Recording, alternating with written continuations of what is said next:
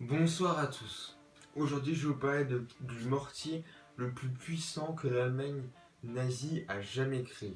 Il était tout simplement gigantesque. Il a été fabriqué par une société d'où je mettrai le nom juste en dessous, ici, vers là, parce que je n'arrive pas du tout à le dire. Ils avaient créé le Karl Goliath. Il pouvait tirer des obus de 4 tonnes sur près de 1 km. Et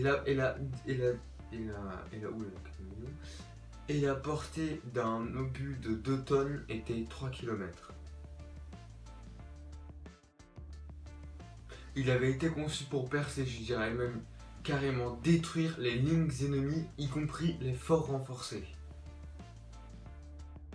Le nombre total de ces mortiers n'est pas plus de 7, dont 6 d'entre eux ont été au combat.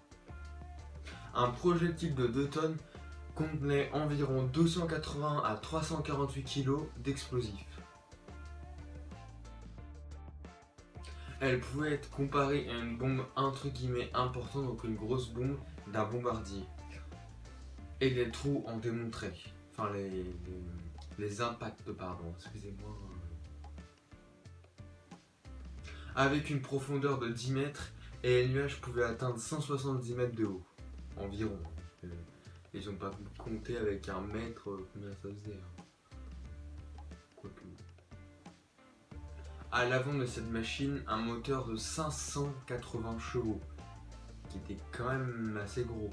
Mais malheureusement, vu le poids de cet énorme mortier, il ne pouvait avancer que à 10 km/h. Mais en général, le mortier était déplacé en train. Sur le terrain, avec ses 16 membres d'équipage, l'arme à feu devait être protégée par la SS. Elle avait également besoin d'un soutien aérien et d'un soutien de communication selon les forces ennemies présentes.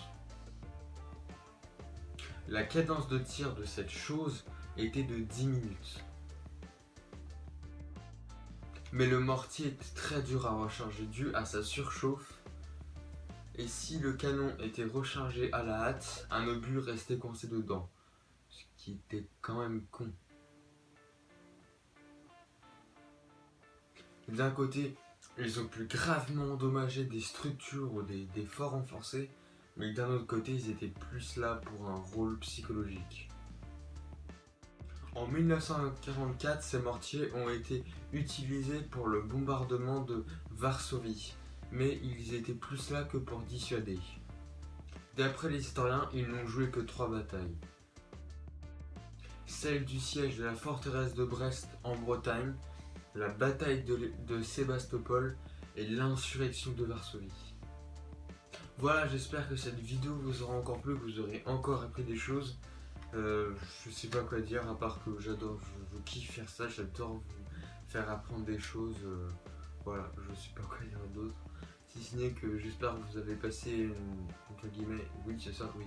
bonne vidéo avec moi, vous aurez encore appris des choses.